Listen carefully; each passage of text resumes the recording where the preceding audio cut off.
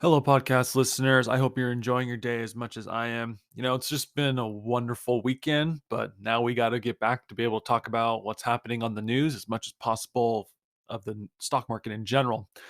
First off, for those of you who've been paying attention a little bit more to past podcasts, Volkswagen finally targets a 70.1 billion to 75.1 billion valuation and planned Porsche IPO in the making. Okay, we'll discuss a little bit about that and what that potentially could mean for Porsche going forward, especially in these markets when the market has been pretty negative for the last few months. Jim Cramer recently spoke to the FedEx CEO, and the FedEx CEO he says he expects the economy to enter a worldwide recession in the making. Oh boy, another CEO is coming out saying things aren't looking good for the economy in the making currently right now. Finally, the last few topics we'll talk about has to do with the energy as well, because with a recession, potentially energy markets are going to be very valuable going forward. And the energy market, Shell CEO Ben Van Beurden to step down, renewables boss Whaley Sewan is to take over as on the helm.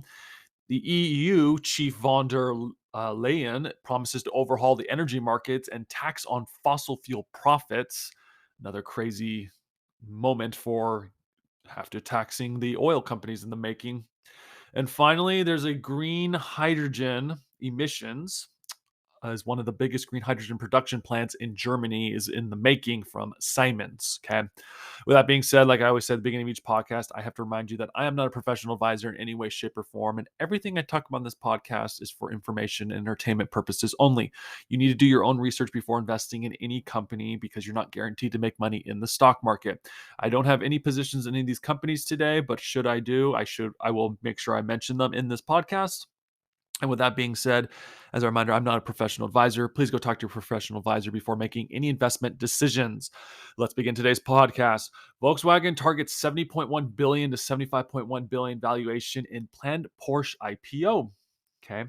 From CNBC, Volkswagen will price preferred shares in the planned flotation of Porsche AG at €76.50 to €82.50 in euros, or in the US dollars, it's $76.61 to $82.62 per share, the carmaker said on Sunday, generating proceeds of between 8.7 to 9.4 billion euros. The price range, which translates into the valuation of 70 to 75 billion euros, would make it Germany's second biggest IPO in history, and at the upper end of the valuation, Europe's third largest on record, according to Refinitiv data. Trading will begin on September 29th, the carmaker said. A total up to 113,875,000 preferred shares from Volkswagen AG, which do not carry voting rights, will be placed with investors over the course of the IPO. In line with the agreement struck earlier in September between Volkswagen AG and its largest shareholder, Porsche SE, 25% plus one ordinary share in the sports car brand, which do carry voting rights, will go to Porsche SE at the price at the preferred shares plus a 7.5% premium. That brings the total proceeds to between 9.36 billion to 10.10 billion euros, the statement said. A stock exchange prosecutes is expected to be published on Monday, after which institutional and private investors can subscribe to Porsche shares. As part of the listing, 911 million Porsche AG shares will be divided into 455.5 million preferred shares and 455.5 million ordinary shares. Only the preferred shares will be listed. It's good to see that there are at least one company out there that's taking a dive. To go public. It probably won't be as crazy. It'd probably be hitting a down year in the making with the market because a lot of CEOs are not even releasing forecasts. But at least there's one little tiny bright spot where Porsche is deciding, you know what, we're going to go public. Okay. Which means the CEO of Porsche believes that there's still money to be made in this market and that there might not be a downturn as much. But at the same time, maybe it's also the big players that are investing heavily into this company and they're looking to cash out potentially. Or maybe they just see a way to make money right now. It's hard to tell. But this could help revise the market to be able to start potentially going up. Maybe. Maybe his investor confidence will grow when they realize, like, hey, Porsche just went public. Maybe it'll cause a little stir in the market for a little bit. But there is one CEO who's raising the alarm bells currently right now. FedEx CEO says he expects the economy to enter a worldwide recession. So when Porsche is making a attempt to go public, FedEx is speaking out too, saying that there's a potential recession in the making. Okay. Now, granted, this was reported on Thursday, and there was other things we talked about in this podcast, but I thought it'd be good to be able to talk about to see where the FedEx CEO is currently at in his thinking. FedEx CEO Subrahamiam told CNBC's Jim Cramer on Thursday that he believes a recession is impending for the global economy. Quote, I think so, but these numbers don't portend very well. He said in response to Jim Cramer's question on whether the economy is going into a worldwide recession. The CEO pessimism came after FedEx missed estimates on revenue and earnings in its first quarter. The company also withdrew its full year guidance. Shares of FedEx fell 15% and extended trading on Thursday. Quote, I'm very disappointed in the results that we should announce here. And know the headline really is macro situation that we're facing, the CEO of FedEx said in an interview on Mad Money. The chief executive, who assumed the position earlier this year, said that the weakening global shipment supplies drove FedEx disappointing results, while the company anticipated demand to increase after factories shuttered in China due to COVID opened back up. It actually fell, he said. Week over week, that came down. The CEO of FedEx said. The chief executive also said that the loss in volume is wide reaching and that the company has seen weekly declines since around its investors' day in June.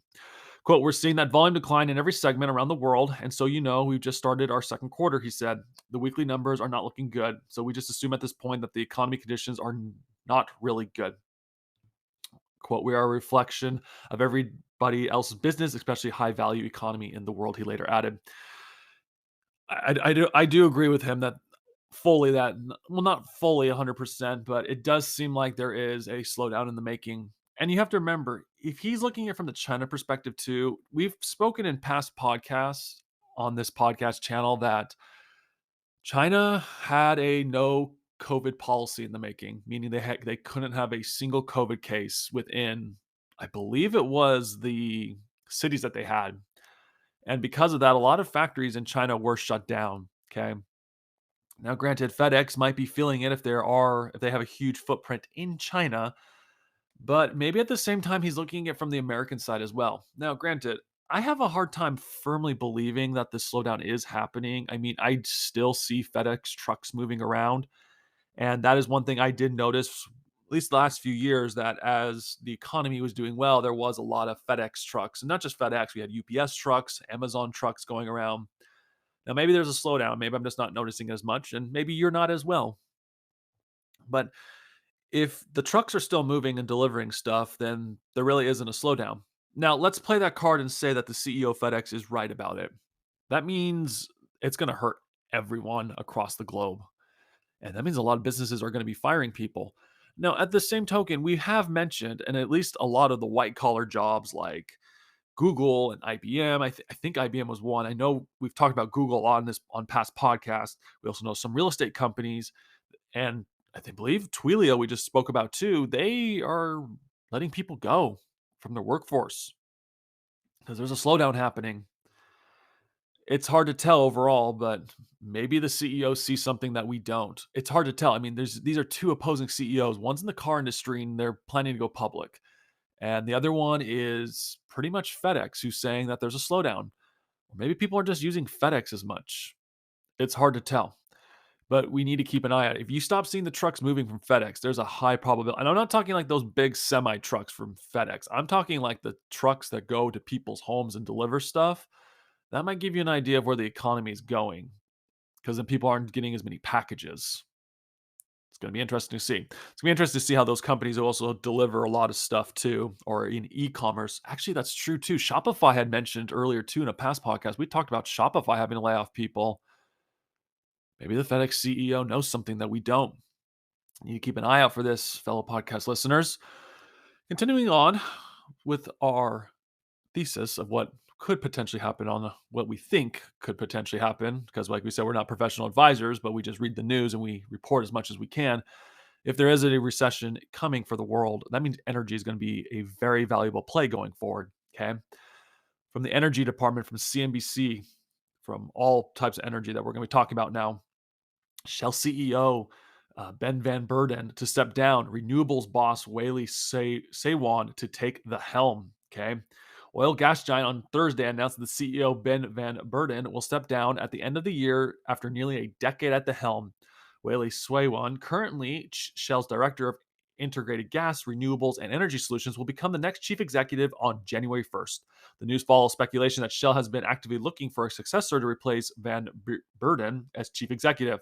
Reuters reported at the start of September, citing two unnamed sources, that Shell's board successions committee had met several times in recent months to draw up plans for Van Beurden's departure and interview potential successors. It has now been confirmed that Swan will take over. A dual Lebanese Canadian national, Seywan, has held roles in downstream retail and various commercial projects during his 25-year career at Shell. Quote, I'm looking forward to the challenging, the pioneering spirit, and the passion of our incredible people to rise to the immense challenges and grasp the opportunities presented by the energy transition, Swan said in a statement, adding that it is an honor to follow Van Beurden's leadership. Quote, we will be disciplined and value focused as we work with customers and partners to deliver the reliable, affordable, and cleaner energy the world needs. Continuing on with the article from CNBC, shares of Shell rose 0.7% during early morning deals in London. The stock price is up more than 40% year to date. Van Beurden, 64, joined Shell in 1983 and became CEO of the company in 2014 after serving a director of the firm's refining and chemicals business. The outgoing CEO, Shell's biggest acquisition in decades, with the $53 billion purchase of rival BG Group in 2016, guided the company through a historic collapse in the energy demand as a result of the coronavirus pandemic and faced intensifying investor pressure to slash the firm's greenhouse gases emissions. Quote, it has been a privilege and an honor to have served Shell for nearly 4 decades and to lead a company for the past 9 years, Van Beurden said. And last thing we'll read is, quote, I'm very proud of what we have achieved together. I have great confidence in Whale as my successor. He is a smart, principled, and dynamic leader who I know will continue to serve Shell with conviction and dedication, he added.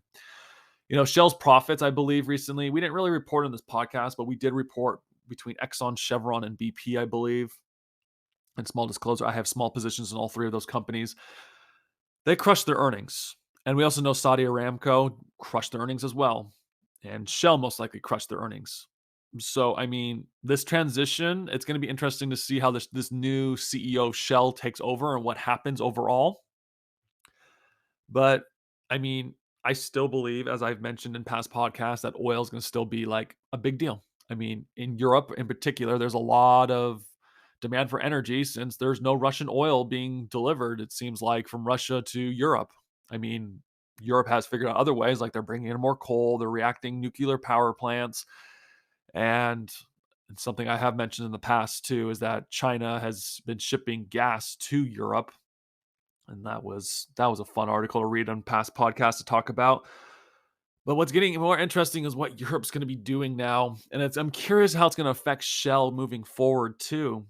From European politics, from CNBC, EU Chief von der Leyen promises overhaul on energy markets and tax on fossil fuel profits. The European Union will launch a deep, comprehensive reform of the electric market, European Commissioner President Ursula von der Leyen said Wednesday. In her annual State of the Union speech delivered as the European Parliament building in the French city of Strasbourg, von der Leyen said that the market was designed on the principle of merit order and not fit for purpose. Quote, consumers should reap the benefits of low-cost renewables, she said. So we have decoupled the dominance of the price gas of the price of electricity. Von der Leyen also said there has been a shift from pipeline gas to increased use of liquefied natural gas, but the benchmark used in the gas markets, TTF, has not adapted. She said that the Commission would work on developing a more representative benchmark for trading that reflects this change, and it will also liquefy pressures on energy suppliers by amending rules on uh, collaterals and taking measure on limits intertrade price volatility. An energy crisis on both supply and pricing in Europe came to a head earlier this month as Russia indefinitely halted gas flows to Europe through the key Nord Stream 1 pipeline. EU energy ministers met Friday to discuss the 5 points plan, which included a price cap on Russian gas, a windfall tax on fossil fuel companies, profits, a limit on revenue of renewable and nuclear companies, a mandatory target for reducing peak hour energy use by 5%, and emergency credit lines for power companies. Russian President Vladimir Putin threatened to disregard existing contracts and shut off energy supplies to Europe completely after the plan was announced. And we'll continue reading a little bit more. Addressing the windfall tax and revenue cap plans, von der Leyen said that while profits were not necessarily a bad thing, quote, it is wrong to receive extraordinary record revenues and profits benefiting from war and on the back of our consumers. Yeah, they don't care, it seems like, and fully. You know, if they truly cared, at least with the energy crisis that they're facing right now, they would be doing a lot more to get more energy. I love how their solution's always like, we're going to tax these energy companies more. I mean, even Joe Biden in the United States was like, ExxonMobil made more than I don't want to say the Lord's name in vain, so I'm not going to, but Joe Biden pretty much said that ExxonMobil made more money than any company. Okay. Now, granted, ExxonMobil for the longest time wasn't making money. If you have been paying attention to the market the last few years, they were barely scraping by. And then, of course, when oil shoots up to $110 a barrel at some point, then yeah, you're going to be making a lot of money. It's funny how these politicians are always like, it's not right that these oil companies are making money, but it seems like the policy they're making is causing these oil companies to make the money because, I mean, all they had to do is listen to Vladimir Putin on Ukraine a little bit. And this isn't for Russia in the end. It's just an observation of how these politicians, how they handle these situations all the time. It seems like. She says, continuing on with the article, she said millions of households and businesses across the European Union were struggling with price rises and were fearful for the future. Tax on fossil fuel profits would provide 140 billion euros or 139.8 billion to the split between number states for energy bill support, she added.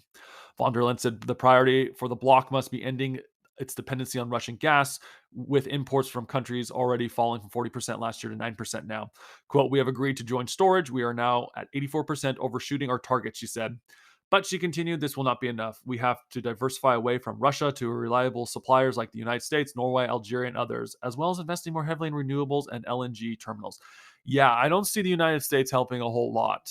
Okay, maybe it would be if we were still drilling oil in the United States, but Joe Biden has virtually canceled almost every single project, or he's canceled a lot of stuff. We've talked about this in past podcasts, and I would advise for those of you listening to listen to some past podcasts about it. But Joe Biden has canceled a lot of the oil drilling in the United States. He has, between Alaska, I believe Mexico, California, and the East Coast. We've talked about it in past podcasts, but I do know for a fact that he has canceled it. That being said, too, in past podcasts, we've also mentioned too that Joe Biden did send some strategical reserves overseas. And I don't remember the full details of that, but I do think some of it did go to Europe, if I'm not mistaken. It's hard to remember fully. Maybe that's what they're talking about, like reliable suppliers like the United States. Or maybe this will be an incentive to start drilling if Joe Biden's listening, obviously. But he's probably not because he has to do his thing. What I'm also curious to know too, because they're talking about how they're feeling it in Europe. In Britain recently, their new prime minister recently just said, like, we're going to put a cap on energy. I think it was. Maybe it's a good thing the British government is no longer in the European Union because they won't be affected by this as much. And the other thing too with the European Union too, not the European Union, but with the British actually are their prime minister is allowing them to drill more, do more fracking, I believe it was. So, or it's gonna be interesting to see who survives this coming winter, the European Union or Britain. But the last thing we need to read, because I'm curious to know how this is gonna be affected, okay, from CNBC from Sustainable Energies, Siemens commissions one of the biggest green hydro production plants in Germany. A green hydrogen generation plant described as one of the largest in Germany is opened, with industrial giant Siemens saying it will produce 1,350 tons of hydrogen every year. In a statement Wednesday, Siemens said that the facility would be used wind and solar power from the uh, Wundesel Energy Park in Upper Franconia. The hydrogen will be producing using a 8.7 megawatt electrolyzer. Simon said hydrogen would be primarily used in the region's industrial and commercial enterprises, but also in road transport. Following its commission, Simon said a handover of the plant to WUNH2 as operator has taken place. Simon's Financial Services has a 45% stake in WUNH2. Gase and Stadrecky, a utility, have stakes also 45%, 10% representatively. Talks regarding the expansion of the plant's capacity to 17.5 megawatts are already underway, Simon said. Described as an international energy agency as a versatile energy carrier, hydrogen has a diverse range of applications and can be deployed in a wide range of industries. It can be reduced in a number of ways. One method include using electrolysis with electric current splitting water into oxygen and hydrogen. If the electricity is used and the process comes from a renewable source such as wind or solar, then some call it green or renewable hydrogen. Today, the vast majority of hydrogen generation is based on fossil fuels. And it says here's a game changer for Europe. Simon's announcement came the same day that the European Commission and President Ursula von der Leyen expressed support for hydrogen during her State of the Union address. And remarks translated on the Commission's website, von der Leyen said hydrogen can be a game changer for Europe. We need to move our hydrogen economy from niche to scale. In her speech, von der Leyen also referred to a 2030 target to produce 10 million tons of renewable hydrogen in the EU each year. Quote, to achieve this, we must create a market maker for hydrogen in order to bridge the investment gap and connect future supply and demand, she said. To this end, EU's von der Leyen also announced the creation of the European Hydrogen Bank. It also hoped it will be able to invest 3 billion euros to support the future market for hydrogen. And last thing we'll read before we just end this podcast today. Over the past few years, a number of multinational firms have attempted to lay down a maker in the green hydrogen sector.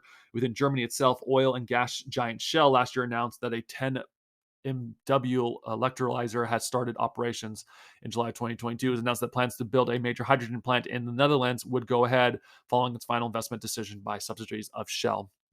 Maybe that's where a lot of the money is going to start going soon from Wall Street, is in these green energy projects in the making, or like in the hydrogen or the wind farms or the solar farms, or pretty much anything that has to do with energy.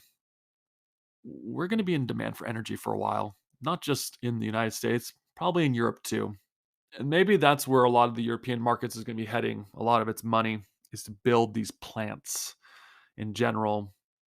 They're making a push now. They should be making a push a while ago if Russia was really this threat, but you have to live and learn, I guess. But overall, it just seems like in Europe right now, they're going to be making a huge push to go green, go electric fully. Because maybe they're just tired of relying on Russia, or maybe they can just start drilling for more oil in their own lands or get more coal going, but can't do that. Obviously, we've read in the past too that nuclear energy was going to be a big deal in Germany, I believe it was. But I think at the end of the day, they're just really just going to be looking for a lot of ways to make more energy. And this is how they're going to do it, because they were relying on Russian oil for too long. So I'd keep an eye out for that, fellow podcast listeners. If at least if you are looking into Europe, and maybe what's happening in Europe will eventually translate over here in the United States as well, with people wanting to go more hydrogen based for energy. Something to keep an eye out for. With that being said, fellow podcast listeners, thank you so much for listening to today's podcast. I hope you have enjoyed it. If you had, please like and subscribe to this podcast, as every like and subscription we get can help grow this podcast, so we'll be able to keep talking about these events that are happening on Wall Street that Wall Street isn't always willing to talk about. And please share with friends or family, because if your friends or family will enjoy it, they might be able to share it with other people too who might enjoy it as well. With that being said, fellow podcast listeners, thank you so much for listening to today's podcast today. Thank you and goodbye.